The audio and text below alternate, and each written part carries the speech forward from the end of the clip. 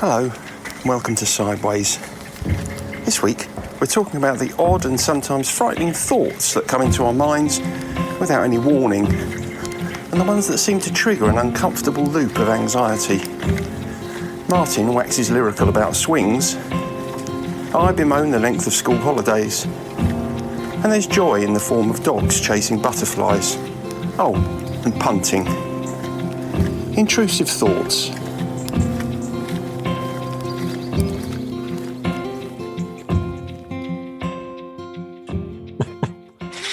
Well, that was a very nice start to the occasion. Yeah, it's sad though, isn't it? Because I won't be able to leave that in. No, it had been quite a nice introduction. It put me on my back foot, didn't it? Well, I think so. I don't know about you, I always try and think of ways of beginning, and that just seemed opportune. If it was ready, or you've been holding it in for a couple of minutes. No, hadn't it? Just there it just arrived at the right time,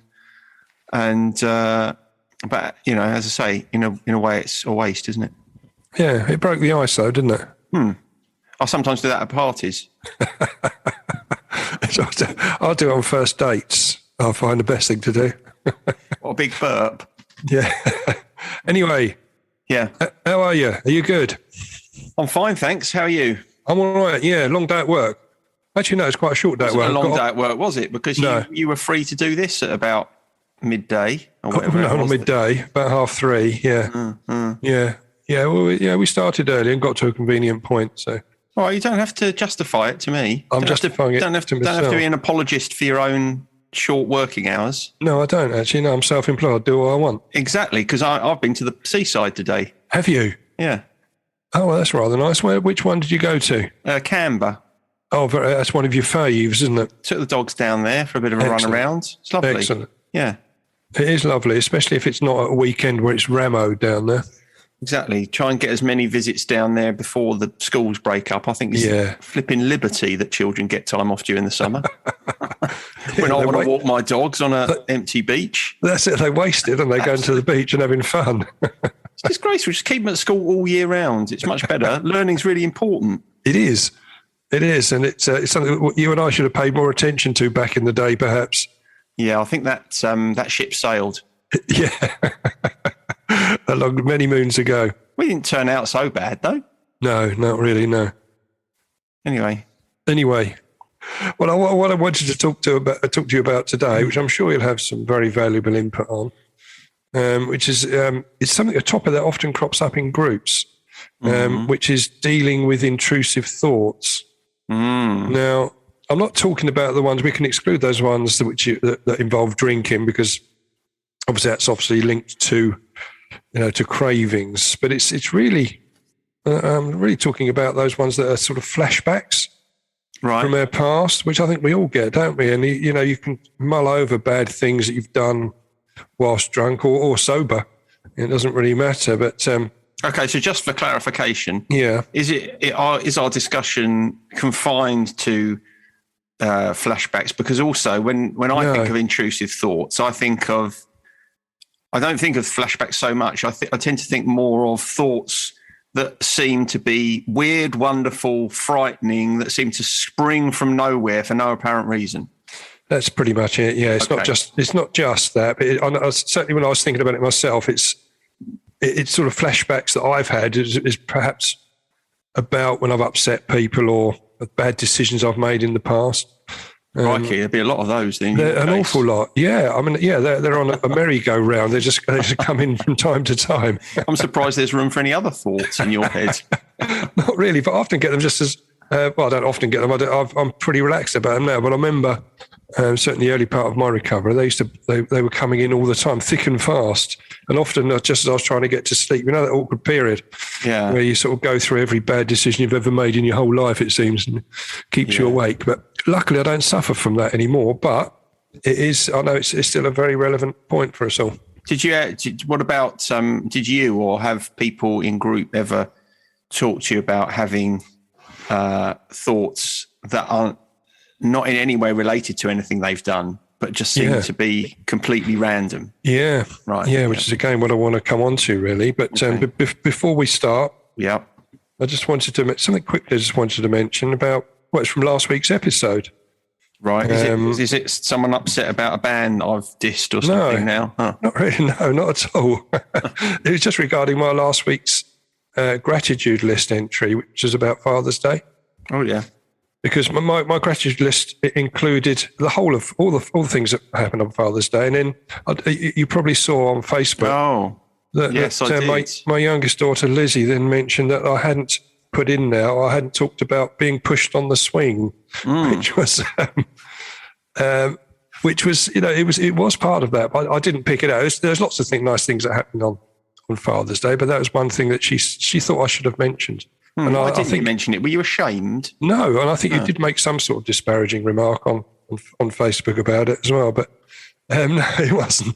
It was strange because we'd gone to the park with my grandson. Yeah. And I think I just started pushing Lizzie on the swing, my daughter. And I was saying to her, I haven't done this for sort of 20 odd years, many moons. And then she pushed me on the swing, which is quite nice. We changed around. And then I popped little William onto my lap while Lizzie pushed us. So it's sort of 3 generations brought together by the humble swing. Very nice. Which I thought was rather nice, yeah. Very nice. I just thought it'd be just a bit of further explanation as to regarding the swing. Yeah, well, Lizzie was quite right to remind you of that because that's right in the sweet spot of gratitude, isn't it? It is, yeah. The simplicity of a swing. Yeah. Have you ever been, just talking of swings, have you ever been on a swing, like maybe a rope swing or something like that, when it's kind of collapsed and you've gone crashing to the ground? No. It doesn't sound very nice. But have you ever fallen off a swing? In my youth, I did. Yeah. I was just thinking of swing-related accidents, and I don't think I've ever fallen off a swing, and I don't think I was ever on a swing when it crashed to the ground. But I can remember, and I can't remember who it was. I can remember playing with a swing where we're sort of pushing it to and fro without anybody on it, and it hit somebody in the mouth. When it was those really, really hard rubberized sort of plastic ones they used to have at the Heath. I know the ones you're talking about. Yeah, exactly. I mean, the amount of, we talked about TikTok last week and the amount of videos that are posted of drunk people falling over. There is also quite a lot of kids getting hit by swings as well. And they just wander in front of someone swinging, don't they? Yeah. And get knocked flying. And I've seen that happen. Yeah. In real life, which is nasty. Well, it's funny though, isn't it? It's well, a bit. It depends if it's your own child who gets kicked flying. Well, obviously, it's not funny if it's your own child. No. But seeing anybody hit by a swing is quite funny. It is quite funny, yeah. Because actually, when you think about the logic of it, a swing can only move between 2 points. Yeah. Can't go any further than that, can it? No. So really, if you're getting hit by a swing, you've only got yourself to blame. Yeah, it's your own fault. You should have thought a little bit more carefully about the trajectory of the swing, shouldn't you? Yeah, I think 2 or 3 year old kids don't really have that capacity. Well, I'll tell you why that is. That's because they don't keep children in school all year round. They let them have the summer off. It's all come back to that, hasn't it? Yeah. Perfect illustration of the point you were making. Correct. Anyway, we get back onto the subject matter. We'll move on to that, shall we? Yeah, why not? The reason that I thought it's quite an important one to do, not only the fact that it comes up quite regularly, but it's important because those of us in recovery, it really can be a trigger towards a lapse, so it can start that chain of events rolling. You get these intrusive thoughts, and I know a number of people have said that it's those sort of thoughts that can be intrusive that may have well led to, or part of the reason they went into addiction in the first place. And many people use drink and drugs to quieten the mind. Yeah. And I remember, that was part of the appeal of overusing sometimes, because it did keep those things at bay for a while. Yeah, I suppose it must get to the point where you're not sure whether it's the cause or something that you use to soothe it. Well, exactly. But it's one of those cycles again, isn't it? You get into, because one feeds the other. Mm. And when those intrusive thoughts do get too much, it seems the easiest way to deal with it. But I want to come on to why that isn't the case.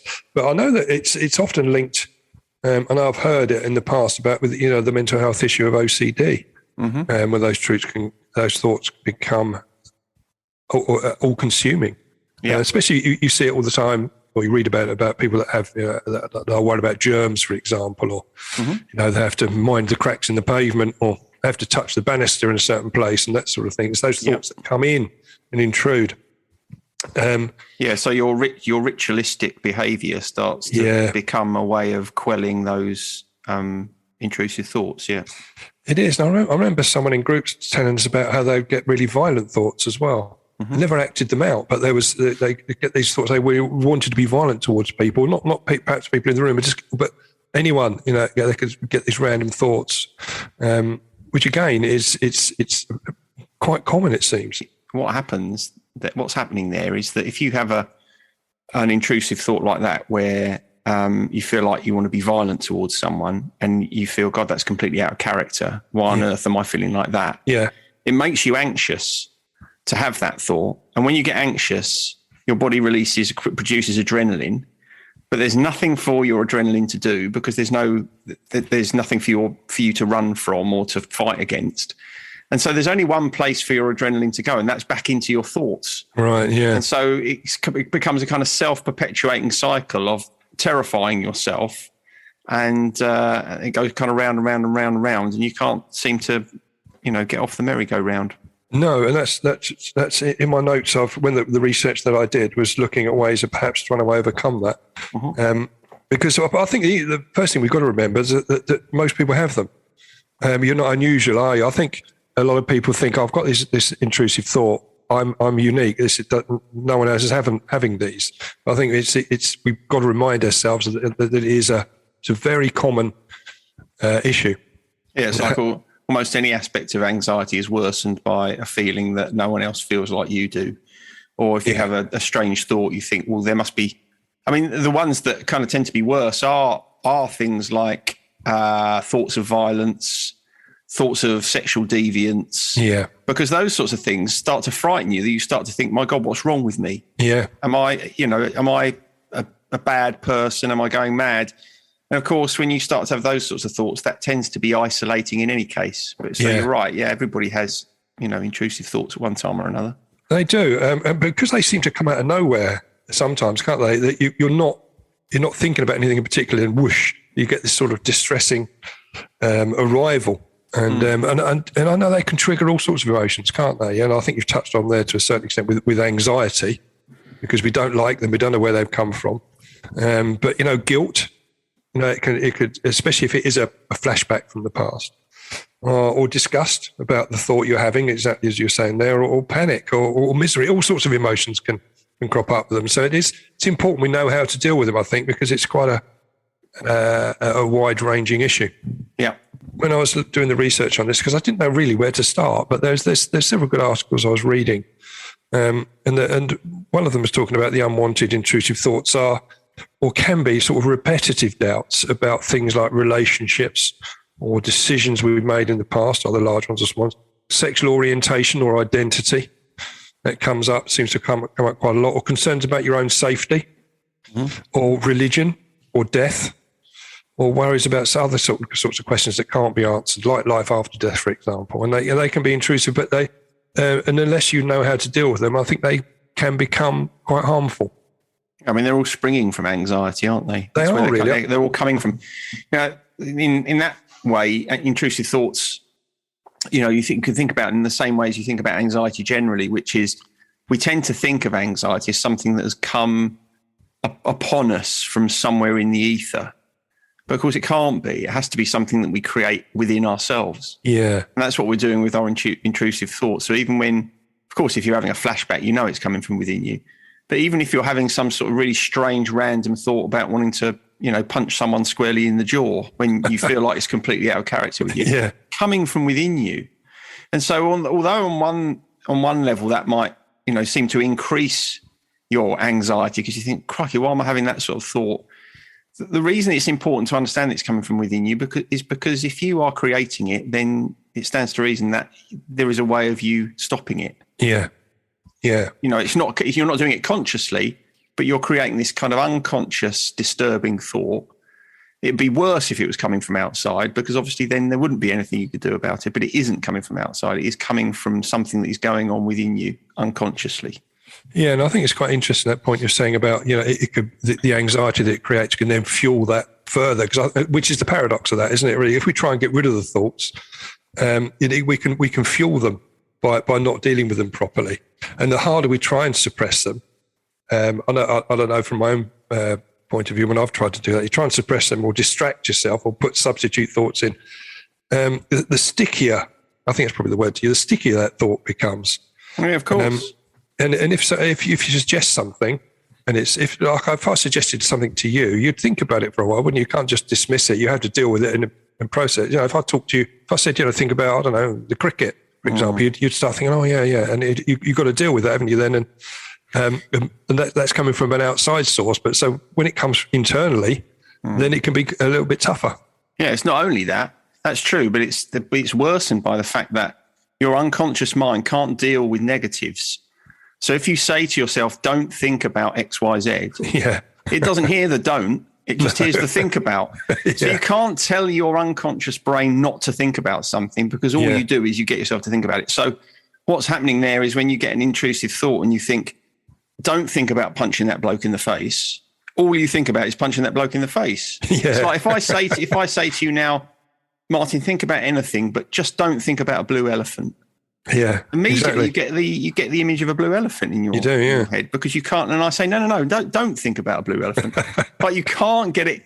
So that's the dysfunctional aspect of that. The more we tell ourselves not to do something, the easier it becomes for us to do it. True, and that sort of, again in the research, that seems to be the major theme really running right through it. But if you are, a lot of people get intrusive thoughts. It doesn't bother them, but some of them can be quite nasty. And I think that it's sort of learning how to build a new relationship with those thoughts, isn't it? Mm-hmm. And try and reframe them and rephrase them as being sort of irrelevant and unimportant, and that you can move on from them. So I think also, I think it's well known that our brains can sort of create junk thoughts, can't they? And they're just part of the sort of stream of consciousness that we have. Mm-hmm. Sort of like the flotsam and jetsam of that, isn't it? You're going to get all sorts of thoughts are going to come through. I probably saw some flotsam and jetsam today. I suppose you would have done down by Camber Sands. Yeah, I didn't notice any, but if I'd looked hard enough, probably would have seen some. You'd have seen some. Yeah, I think that's right. Our tendency, and we talked about this not last week, I think it was the week before, wasn't it? But we find ourselves judging everything. Yeah. And that means we also judge our thoughts. So as soon as you have a thought, there's almost like this instinctive thing that happens in you that says, well, is that a good thought or a bad thought? Yeah, it isn't either necessarily. It might just be what it is.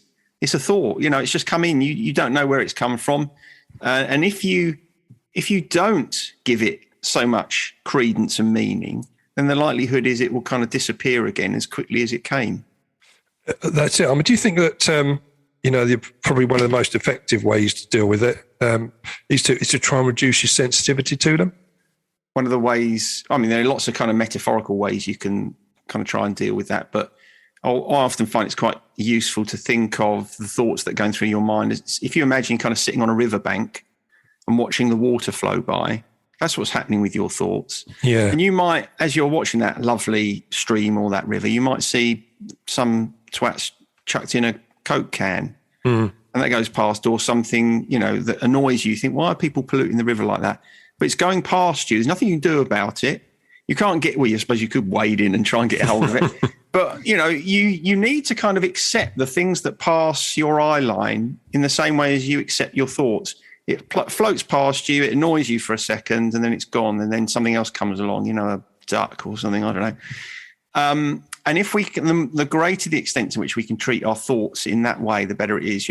Treat your thoughts as if you are an interested bystander, as if you're just observing them, rather than saying, well, that's okay to think. No, that's not okay to think, because as soon as you get into that, that's when you kind of create a problem for yourself. So do you reckon that it's when we, these intrusive thoughts, that if we engage with them and sort of entangle with them, a bit like the Coke can, worrying about them, that we reinforce them, don't we? Correct. And so when you're struggling against them, it's difficult, isn't it? And if you do try and reason them away, it's tough. But I quite like the idea of the watching bits and pieces float by on the river, and I'll come back to that because I think it fits in neatly with something in my gratitude list. So lovely. Yeah. You can't you can't think them away. One of the other things, and maybe you're going to come and talk about this, but one of the other ways in which you can really usefully deal with stuff that is stuck going around in your head is talking about it. Yeah. Now, part of the problem is that when people have very either thoughts that make them feel ashamed or frightened or whatever, they almost like they don't want to tell anyone about it. Yeah. People are going to think I'm weird or a pervert or whatever it is. I mean, I suppose in a lot of cases they're more likely to tell a therapist than they are their partner or whatever. Yeah. But there's so many times where I've worked with people who will say they have this really intrusive, recurring dream, and even just talking about it stops the dream. Right. Yeah. Because it's like, oh, something's been released now. I've told someone. They haven't called the police immediately and said, I've got a sexual deviant sitting in my room, and something in that, something almost as if it comes from someone else not overreacting to it, seems to enable the person themselves to stop overreacting to it. So, if you can find someone to talk to about something that is constantly coming up in your mind, more often than not, you'll find that in itself is quite useful. So you sort of exorcise them, don't you? Exercise those thoughts. Perhaps it works the way that some people would use the confessional. It does. If they go to church, if they go to a Catholic church, for example, and they go and see the priest or the father or whatever, and it helps to exorcise those particular demons. Yeah, maybe. I can't speak on behalf of the Catholic Church. No, not me. but Gang could if she was here. She could talk about any religion, yeah. And she was firmly entrenched, and although she wasn't a Catholic. Did you ever absolve yourself of your sins by telling her what you'd done? No, gang. Well, you could actually. No, you could, because she would never judge you. There you go. We should have mentioned her last week, really. She's like a therapist in her own way. To have a grandma like that, you could tell her almost the most shocking things, and she wouldn't flutter an eyelid. She wouldn't batter an eyelid, I should say. She would just go on with it. That was part of the deal with her. It was her regime of forgiveness was unrelenting. But there's something else that's really valuable about that, and something that is very valuable in therapy and therapists. And that is when you tell someone something that you find really shocking or you think is really shocking, to see no extreme reaction in the other person is incredibly helpful and anchoring. So for example, if you tell your therapist, I know we're kind of moving slightly away from the topic, but if you tell your therapist that you were sexually abused, for example, you don't want an extreme reaction. No, quite. Because that's the thing that you're trying to deal with. What you want is a kind of calm sense of emotional holding. And that's what you're talking about with Gang. You're telling her something and she's like, that's okay. I'm not gonna be extreme in any one direction there. And that in itself is such a soothing response. It is. And that's kind of the response that you want from yourself, I suppose. It is, isn't it? Yeah, it is. And we do try and say when people come to groups, when they're in the perhaps their first or second occasion, they come along and they start to open up. I often say, if I'm running a group, I often say to me, tell us what you like. I don't think you better tell me anything anymore that will shock me. No one's going to judge you here. We've all been through very similar things. And it does help people put them at ease a little bit, because there are, the stories I've heard over the years, it's quite difficult to top them, really. So I don't think there's anything that would come along that would either upset me or act in exactly that way as you're saying there, being upset about it or visibly show that it's rocked me. Yeah, I think it's quite valuable telling people that they don't, that you don't feel there's anything they can say that will shock you. That's quite a gift, actually, to be able to say that to someone. I mean, it was obviously as long as it's true. Yeah, if you just say it's just a platitude, that it's not really going to work, is it? And then they say, well, I stole something from the shop, and you're like, oh my God, I can't believe it. Yeah, that's no good. You've got to be able to deliver on the basis of that one. Yeah, well, hopefully that we do in the groups, and I think we do. I think we're all right with that. Oh dear. But anyway, there's several points just on that came up in research. Also, was to if you try and avoid these thoughts, that can make them strong as well. I think it was looking at, if you leave the thoughts alone and treat them as if they're not even very interesting, they'll eventually fade into the background. But I think it's talking about also about, letting it run its course. Don't try and engage it and try and shortcut it or try and push it out of the way. A bit like, we talked about that in the past, haven't we, about emotions can overwhelm you or can come along. And there's the only way through it is to walk through it rather than trying to avoid it. And us as addicts will have spent our lifetime trying to avoid exactly that. Yeah, absolutely. Confront it. Whatever the thought is, again, and we've talked about this before, this is something that's true of anxiety generally. Everything that all that your instincts tell you, you need to do the opposite. Because when you have intrusive thoughts, your instincts are saying, don't look, get away from it, distract yourself. Don't do any of those things. Look at them, stare at those thoughts, become comfortable with them. They're just thoughts. They're not a reflection of something that's happened. Sometimes they might be a memory, but even if it's a memory, it's gone, it's happened, it's in your past. So whether they're a memory or a flashback or just something that's weird that's come out of nowhere, it's just a thought. It can't hurt you. And the more willing you are to endure it, the quicker it's likely to pass. Which is a good point. And there's a point that came up leading on from that was about, I know many moons ago we did an episode on labels, which you may remember, and how unhelpful they could be. But in here in the research, it was saying that label those thoughts as intrusive. So put a label on them, because that could help you to make those thoughts fade away. Call them intrusive. So I don't like it. It's intrusive, and it'll gradually just fade away. But again, don't try and avoid it. But to remind yourself that these thoughts, everyone has them. They're automatic. It's not up to you. You didn't ask for it to come in. It just came in, and that's it. Label it as intrusive and move away. Put it in the intrusive file. You could file it under that, couldn't you? I don't know how often you'd have to clear that out, your history file on that. Well, that's the problem, isn't it, with intrusive thoughts? Because quite often they don't get filed away. They sit on the desktop of your mind. They do. And that's what makes them intrusive. But sometimes they can be associated with something that is. I think we should be. You mentioned one of them earlier. There are certain underlying mental health conditions that might be creating those intrusive thoughts. OCD is one of them, but one of the other ones is PTSD. Yes. And I'm sure that PTSD is quite common in the recovery community. Very. But if it's possible that PTSD is underneath your intrusive thoughts, you do need to get that dealt with, because you've got to get help. It's very unlikely that you're going to be able to get through that without any professional help. I'd agree totally. I'd agree, because there are these. What we're talking about here is out with those. Yeah, certainly. If there is an underlying condition, have we done PTSD? Have we done an episode on that? No, not on its own. No. Quite surprised. We ought to, because that's quite an important subject. That one. It is. Go on. No, it is, because we have a lot of people. We've had ex-military in that obviously suffer from it, but PTSD isn't just limited to people in the military, is it? It's exactly of all sorts of people. Exactly, and that's why I think it's quite an important topic, because a lot of people think, oh, well, I've never been in the army, it can't be PTSD, but PTSD can occur in all manner of situations that you'd think it unlikely to appear in. Anyway, so there's also some of the tactics that I came across in the research was there was a list of things you should avoid. Okay.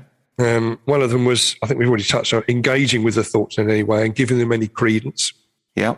Which is good. Avoid pushing the thoughts out of your mind. Definitely. Which we've touched on there.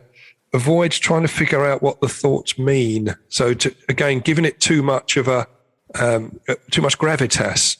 Think, this must mean so. If I'm thinking this, I must be a violent person, or if I'm thinking this, I must be sexually deviant, or whatever. I think it is. You are engaging it and elevating its status, aren't you? Yep, you are, and you're likely to make them. You're likely to sustain them with that sort of behaviour. Yeah, expect the thoughts to come back again. So accept these things are going to happen, and it may well come back again, and it's not going to shock you if it does. Yep. Which I think is quite good. But don't keep checking to see if it's working when you start to do these things, because once you start to check back, you'll bring that thought back into the ether again, won't it? It comes back into your mind, and it will. Yeah, which is exactly again. It's exactly the same as any anxiety. One of the things I've noticed often is that when someone starts to recover from a period of time where they've really struggled with their anxiety, they worry so much about their anxiety coming back that they tend to bring it back. Yeah. So, as soon as you start looking for anxiety, you'll find it, believe me. In the same way, as soon as you start looking for intrusive thoughts, when they start to have died down, you'll find them because, as we said earlier, you're creating them. So as soon as you say, well, where's that intrusive thought? Bang, there it is, because you're making it. It's self-fulfilling, isn't it? It's not like waiting for the postman. No, it's not. Where's the postman this morning? It's like, it's not like that. No, it's not. Or waiting for someone to reply to your WhatsApp message. Yeah, with the double blue tick, yeah. But that's about it. I just wanted to sort of round it up with, you sort of touched on it earlier on, but a quote that I quite liked, which is, don't believe everything you think. Thoughts are just that, thoughts. Very good. So I think that's quite a nice way of summing up what really all the papers I read on this tended to come round to. Yeah. We're all going to have them. Don't give them too much credence. And they are just thoughts. And in a way, and you'll be pleased about this whole conversation is an illustration of how stupid the American rock band Journey are. Okay. Because they wrote a song called Don't Stop Believing. And actually what we're saying is stop believing. Aren't we? Well, it fits into my narrative of anti-American soft rock perfectly, yeah. Yeah, and anyway, don't stop is ridiculous because it's double negative. So they should learn a little bit about grammar before they start foisting those songs on us. They should, yeah. Lyrically, they're not smart there, are they? No. So unless there was any other points you wanted to bring up at this juncture, perhaps we can go on to our gratitudes for this. I don't know if you've thought of one for this week. I've got two. You've got two. Do you want to go through both of them? I do, yeah. Okay. Because I don't know why I want to go through both of them, because it feels as if gratitude is something that is very much of the moment.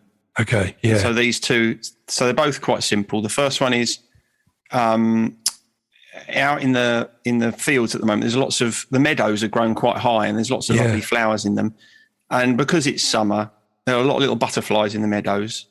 And Nellie, the puppy, she likes to chase the butterflies through the meadows, but instead of running through the grass, she leaps through it like a kangaroo.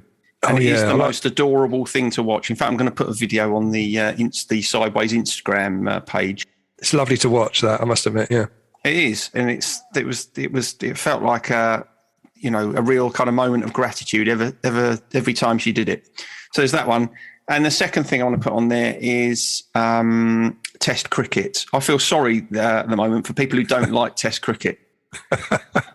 There's so many layers of brilliance to it. And I know that there'll be a lot of people listening here who either don't know anything about the game or can't stand the game. But I suppose what am I grateful for here? I'm grateful for anything that you have a kind of deep interest in that gives you enormous joy that almost seems to be amplified by other people's disinterest in it. I think it fits perfectly within your thought process, where if something is too popular, you don't really want to know, do you? Correct. And, a lot of people are just left completely cold by it. It seems to give me gives it an extra frisson of joy.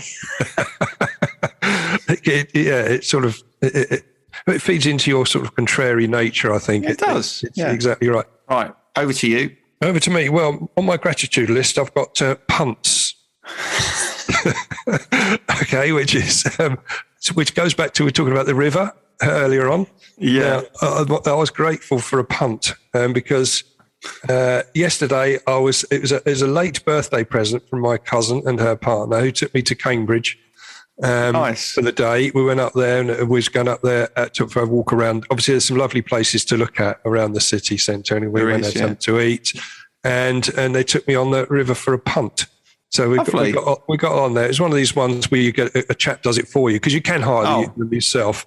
And I thought perhaps you'd have done it. And no. When you was talking earlier on about you see a nice calm river, and then something dangerous goes by. You look at people trying to punt for the first time on their own. They may have a couple of friends in the punt ahead of them, and it's just a mess. They're going all over the river. They go up the banks. It's quite entertaining to watch. That would have been hilarious. I love that. But having someone that would punt along and tell you what's happening with all the sites you're going by. You're going past, King's College and Trinity, and telling you about all the luminaries that have studied there, and absolutely fascinating. So yeah, I'm grateful for punts. I've never been in one before, and now I have. And it was good. And it was absolutely fantastic, yeah. And what was the name of your, what do they call him? They can't call him a punter, surely. A punter? No, they call him a pilot. A pilot? Yeah. The pilot of the punt. Yeah, the pilot. He was called Arthur. Arthur? Was he getting on in years? No, he wasn't. He's a young chap. They all speak as if they should speak, as if they're coming from Cambridge. You know, perhaps the students do it as a bit of part-time, no? No, we did ask him that, and he was saying that most of them don't. Because if you go to Cambridge, you're supposed to be fully committed to your studies, and they don't really endorse outside work. Right. Arthur was telling us that some of the rooms, the residents, when they go there, they're paying a lot of money, obviously, for these. Some of the rooms that the students stay in have a grand piano in them as well. That is top quality, isn't it? It's so big. You could have a small sherry and work out some jazz chords. You could, yeah. That's my gratitude for this week, punts. Very good. I like it. Good one. So going on to the Spotify search, there's a track that I really love, and I've loved it for a long time, and it sort of fits in, which is called Home Thoughts from Abroad. And it's by Clifford T. Ward, and it's just a beautiful track. I don't know it. No. So I'll have to take your word for that. Yeah, it's lovely, but it fits in nicely with what we're talking about. And that leads on to bands that we like but have never purchased any of their material. Well, I'm beginning to struggle with this now. I went with Mozart last week, I seem to remember. And this week, on the same sort of theme, I thought, I actually haven't got any jazz music. And I think I think probably, given the right tutelage, I think there would be times in my life, in the days, where I could probably quite get into jazz, but I do not know where to start. So someone needs to, so I suppose it's broadly on that same theme. Someone needs to get hold of me and say, look, this is what you need to listen to if you want to get into jazz music. The band that I really like, but I've never purchased any material for, is Florence and the Machine. Oh. I watched some of on YouTube. I was watching one of their live gigs recently, and I thought, I should really be into these more. I should have bought some of their stuff, but never have. That's quite an easy one for me to put on this week. Yeah, I'm not terribly familiar. Her material might end up in the Venn diagram overlap, I suspect. Yeah, may well do. Okay, mate. Well, that's me about done. And for a Monday evening, I think we've done all right. See you next time. Yeah, we'll do. Take it easy. Laters. Bye. Bye. Sideways was created by Graham Landy and Martin Pankhurst.